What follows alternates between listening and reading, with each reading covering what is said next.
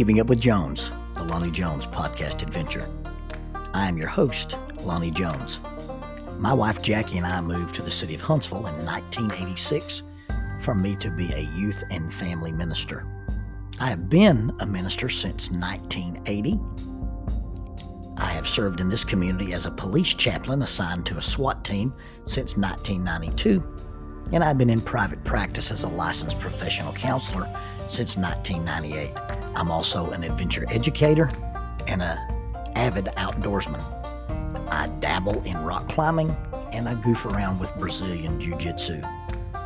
Our life has been full of many wonderful experiences and some just outright adventures. I used to write about those things in a little church bulletin article. So now instead of asking you to read those things, we're just going to talk about them in our podcast. And as we talk about them, we're going to talk about the facts. The facts lead to concepts, and the concepts lead to application. One caveat about the facts is, for the most part, we're going to tell you the facts just as they happened. But every now and then, we're going to tell you the way other people have told us they remember it happening with a little bit of embellishment. It's all good, clean fun and for educational purposes. Thank you for listening, and we hope you enjoy Keeping Up with Jones.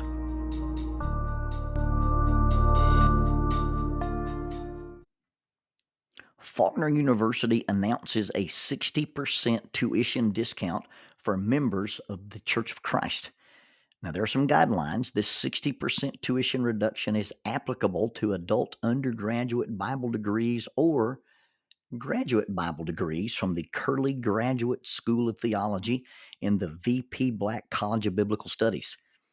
You must satisfy all admission requirements and maintain satisfactory academic progress. You must remain continuously enrolled, including summers, until the completion of the degree. You must provide a letter from an elder or minister, preferably on church letterhead, verifying that you're an active member of a Church of Christ congregation prior to your initial enrollment.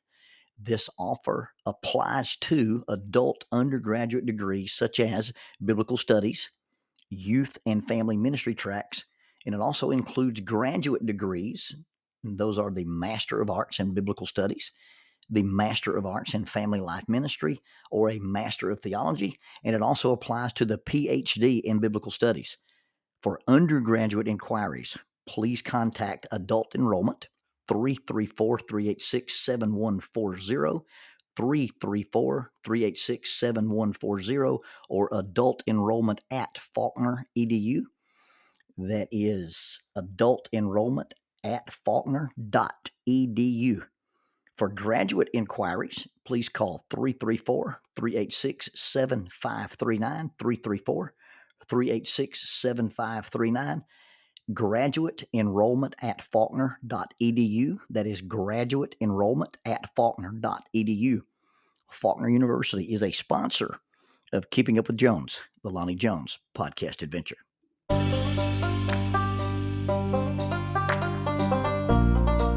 TKM Incorporated in Moss, Tennessee is a construction company that specializes in erosion control, seeding, and soil, hydroseeding, hydromulch, minor excavation, and silt fence. They also provide traffic control and construction signs. Their business is keeping people safe, but their passion, their mission, is they wish that all men could be saved. TKM has adopted the nickname the King's Men because as they serve you, they also serve the King. If they could provide any of their services for you, please contact them at 931-243-3958. That is 931-243-3958. Or you can contact them on the net at tkminc2001 at twlakes.net. That is tkminc2001 at twlakes.net. TKM Incorporated is a sponsor of Keeping Up with Jones, the Lonnie Jones podcast adventure.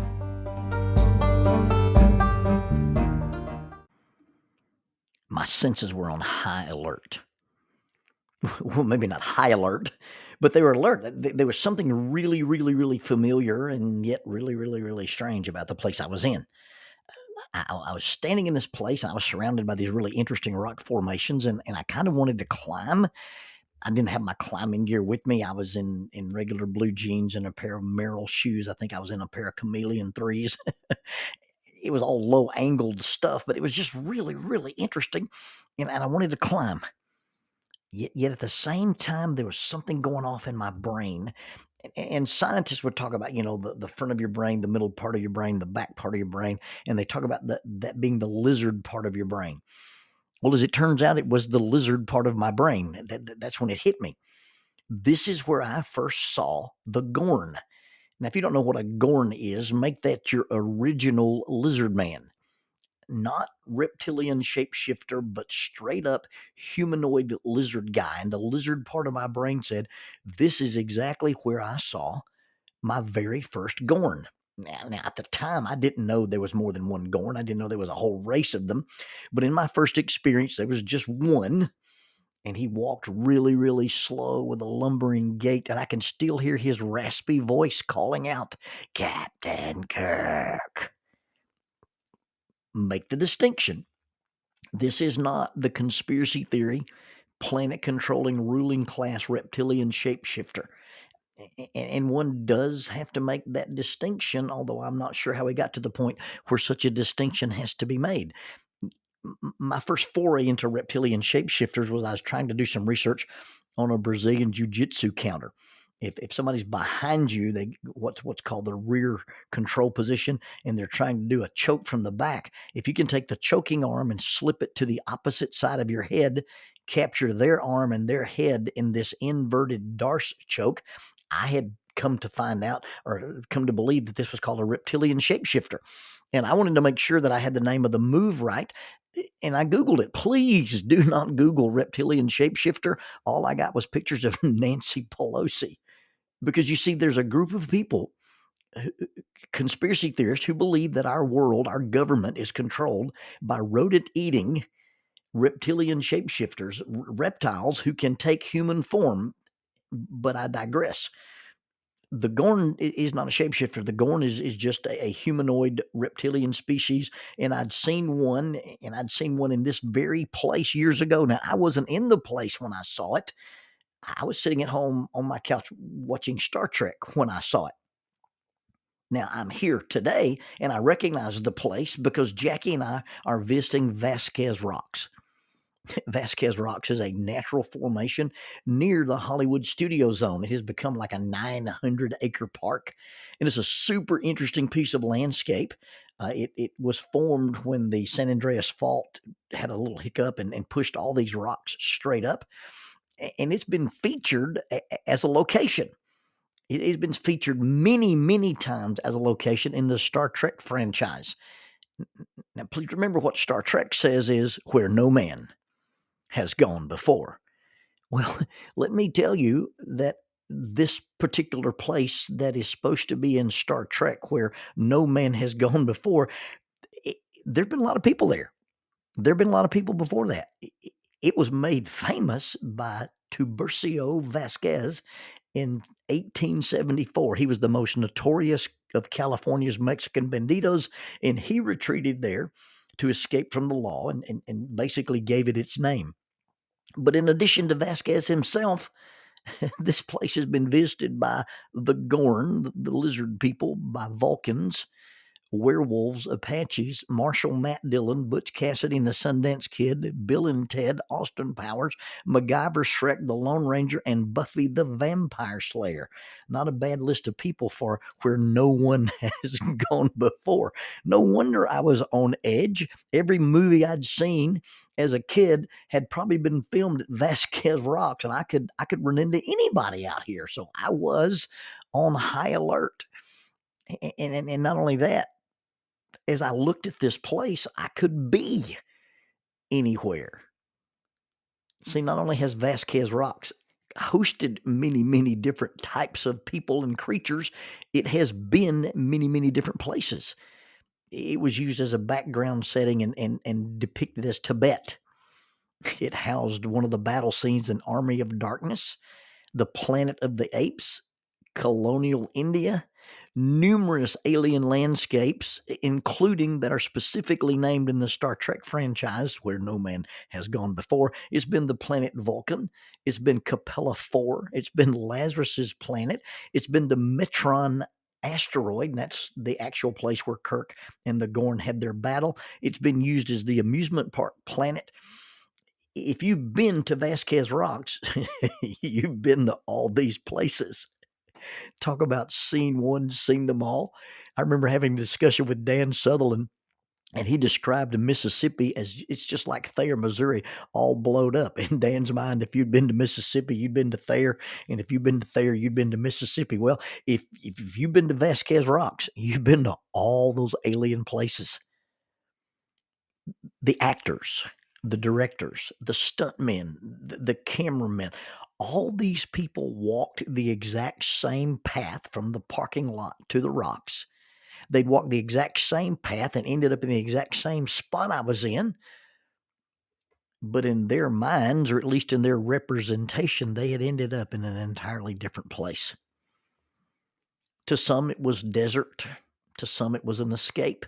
To some, it was a prison. To some, it was a place of peace. And to others, it was a battleground. And it really kind of depended on the writers and the actors and what was being filmed or represented or portrayed on any given day. On the particular day I was there, I was just a tourist. I was with my beautiful wife, and the whole place was outlaw, alien, and lizard man free.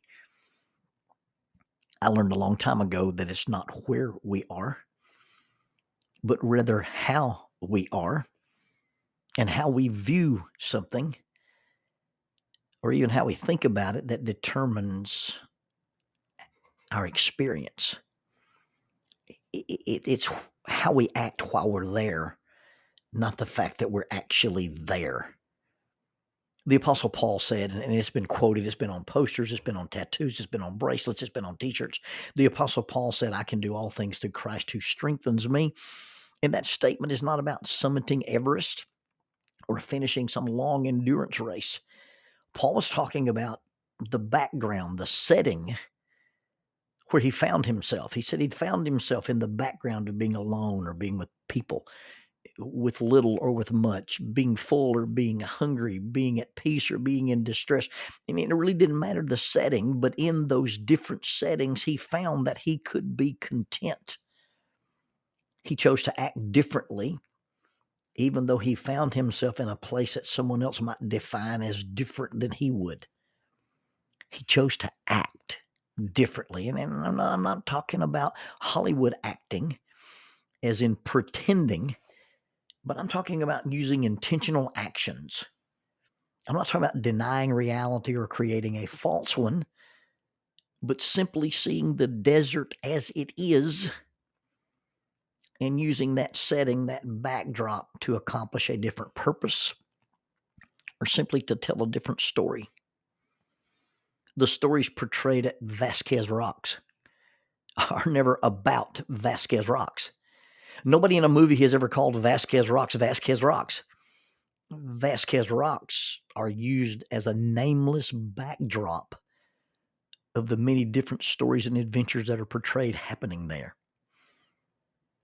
You see, my surgeries aren't my story. They are part of the background of my story. Cancer, divorce, death, loss, job, unemployment, wealth, poverty, fear, anxiety, grief can be your story, or they can just be part of the setting where your story takes place, or the setting as your story takes place. The setting does not define who we are. The setting is simply about where we are, what state we happen to find ourselves in. You might find that lots of people have been exactly where you are. In fact, in most cases, it's not that you're the only person who's ever been there. You're not the only person who's ever been through there. You're not the only person who's ever ended up there. But even though they are others who have been to and ended up in the exact same place, even though you're not at a place where no one has gone before, look around you at the people who found themselves there, ended up there, going through there, And look at how they handled it. You see, you're not the only person who's been there. And the other people who have been there, winning or losing, success or failure, number one, they chose to see it differently. That determined their behaviors. Number two, they chose to act differently. They chose to act out a different script. They chose not to let the background define who they are. It was just simply where they were. And it's very important to keep in mind that you are not the only person who has been there. You're not the only person who has gone there before. It's not that no one has gone before. It's not that you're the only person there. But you're the only person who gets to choose how you write the ending of where you are. Where no one has gone before is not the important part, because we all probably ended up at some of the same places. But I'm the only one who gets to determine how it ends.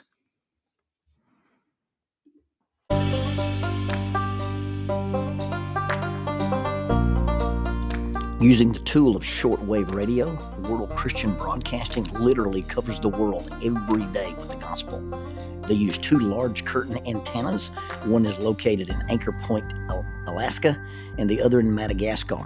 They send out messages that are recorded at their international home in Franklin, Tennessee. They make available 40 hours of broadcast every day. The broadcasts are made in English, Chinese, Russian, Spanish, Portuguese, Korean, English for Africa, and Arabic. They would love for your group to visit them. You can bring your ladies group, your youth group, or your men's group. Just give them a call at 615-371-8707. 615-371-8707, or you can go to worldchristian.org, find the donate here button, and make a financial contribution to support this work that literally covers the world every day with the gospel. World Christian Broadcasting, in cooperation with Keeping Up with Jones, the Lonnie Jones podcast adventure.